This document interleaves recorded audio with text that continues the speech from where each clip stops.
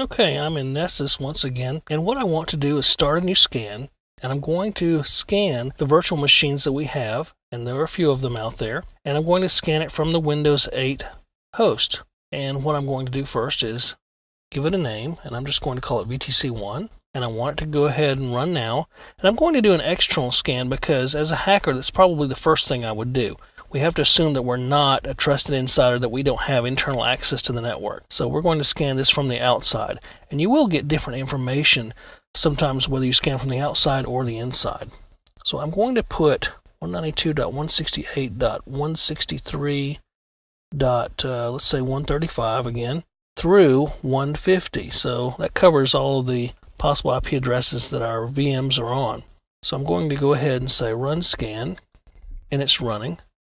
Tells me the scan was created, and it's going to run for a little while, and this can actually take some time. In the meantime, if you want to just click the running box here, it will tell you some of the hosts it's finding, and it'll also give you a list of the vulnerabilities it's detecting as well. If we click on vulnerabilities here, so far it's just giving us some information. Now what we could do is click on some of this. We can click on this info here, Microsoft Windows SMB service detection. Basically, it's told us that it's found the SMB service, and that's a file print sharing service used in Windows. So it tells us a little bit about it.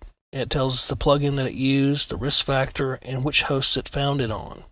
So far that's nothing significant, and we can go back at any time and kind of watch the synopsis here. So we're going to let this run for a little while, and when it finishes, we'll come back to it, and I'll show you what it found. We're back with Nessus, and it's been running for a little while. Let me show you some of the things it comes up with so far. First of all, it's identified 4 hosts, 141, 142, 143, and 138. And if we were to click on some of these hosts, we can see a few things. We know that 141 is probably a Windows box because it tells us a few things about Windows. SMB service detection, for example, SMB registry settings, and so forth. Now, it's come up with 2 medium vulnerabilities on this particular Windows box. If we click on those, you can see what vulnerabilities it came up with, and these are medium vulnerabilities. And the synopsis, it is possible to log on to the remote Windows host with a null session. Now, a null session can actually be done, some interesting things can be done with a null session when you're hacking a computer, a Windows box. And basically, it tells you how to fix it. It also tells you what the plugin results were, and the information there, vulnerability information and the CVE information. And basically it tells you that it was possible to bind to the browser pipe on port 445. So we know this is a Windows box. If we go back, we can look at the other vulnerability, SMB signing disabled. And SMB obviously is a file and print sharing service, and it's not being signed. So it's telling you this is a medium vulnerability, but what you would use this for is to possibly execute a man-in-the-middle attack against the SMB server.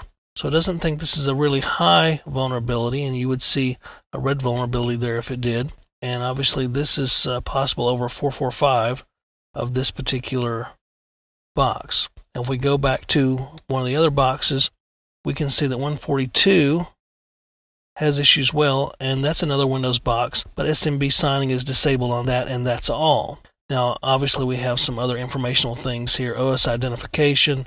We can identify the Ethernet card. We can identify that it's a virtual machine and so forth. So a lot of information we can get about the box. Some of it may be of some value just for information to put in our back pocket, but a lot of it is not going to be information that's helpful at first in hacking this box. We might find a vulnerability later that takes advantage of some of this information we got from the box, particularly the SMB signing. We go back to our hosts again. We have another host here, 143, and all we got was information off of it. And what it gave us is traceroute information. It detected that it's a virtual machine. It told us that there's some ICMP timestamp request disclosure. It's possible to determine the exact timestamp on the remote host. And that could be of some value later. Again, some of this information you can't use directly for an attack, but it may be helpful when you're waging an attack using another exploit. Knowing what the time is on the system box may help, for example, for a particular attack. Let's go back to our host, and there's another one here. and that is the 163.138. And it hasn't really told you anything except that Nessus could figure out what TCP ports are open. And the only port it's discovered so far is port 22, which is Secure Shell. It's possible this is a Linux box. And in fact, it's a CentOS box, to be honest with you.